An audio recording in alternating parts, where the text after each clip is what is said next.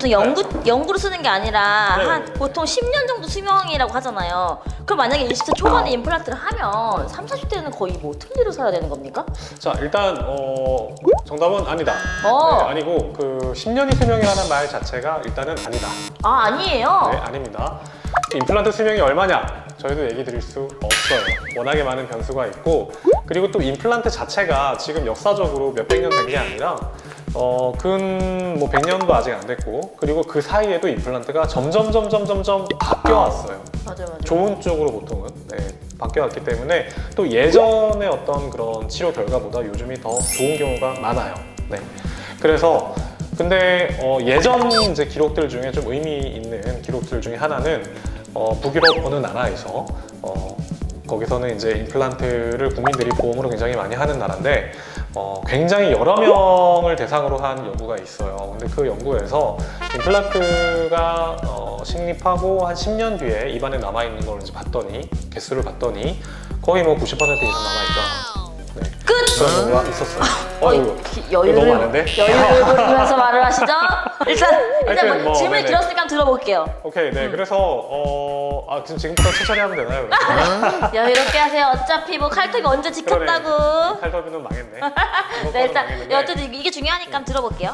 90% 이상은 된다. 10년 지났을 때 그러니까 입 안에 남아있을 확률이 90% 이상은 되고 근데 또 그게 임플란트 성공률에 영향을 주는 거는 어떤 임플란트를 사용하느냐도 물론 중요할 거고요, 제품도. 그 다음에 누가 그 임플란트를 심느냐, 그러니까 결국 의사의 숙련도도 중요할 거고요. 그 다음에 그 환자의 컨디션, 환자가의 여러 가지 어떤 상태, 그런 거에도 영향을 받을 거고 되게 여러 가지 영향들이 있을 텐데 그 여러 가지 것들이 잘 맞아 떨어지면은 그 90%보다 훨씬 더 높은 확률이 될 수도 있는 거예요. 아니 그 원장님 네네. 그 임플란트 남아 있다면이라고 네네. 표현하셨는데 네네. 임플란트 없어져요?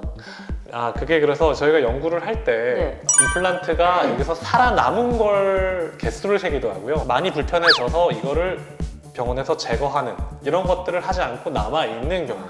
근데 이거는 조금 이제 성공률이랑은 좀 달라요. 그러니까 편안하고 괜찮게 남아있는 거랑 그냥 남아만 있는 거랑 또 다르잖아요. 그렇지, 당연하죠. 네. 그래서 이거를 그러니까 완전히 괜찮은 경우로 따지면은 또 이제 그 확률이 좀 달라질 수 있는데 10에 9 정도는 괜찮을 것이다 라고 대략 생각을 하시면 될 것 같아요. 네. 그러면은 만약에 이제 좀 오래됐어. 네네. 잘 써서 10년, 20년 썼어. 네네. 그럼 그 이후에는 다시 임플란트를 해야 하는. 아니죠. 10년, 20년 잘 쓰고 그때까지 문제가 없으면 그 다음 30년, 40년, 50년 쓰는 거죠. 아, 네, 쓰는 건데 그 뒤에 무슨 일이 일어날지는 사실 저도 뭐라 답변을 드릴 수가 없어요.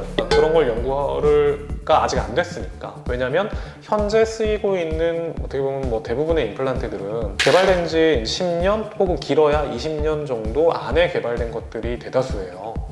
그렇지. 이제 어떻게 발전할지 모르니까. 그렇죠. 그리고 그 임플란트 심은 사람들이 아직 30년, 40년, 50년 살지 않았어요. 네. 그렇지. 그런데 지금까지 정황상 꽤 오래 쓸 가능성이 높다. 잘만 심고 서로 잘 관리하면, 그러니까 모든 게 잘 맞아 떨어지면. 네. 그럼 임플란트는 박은 나사.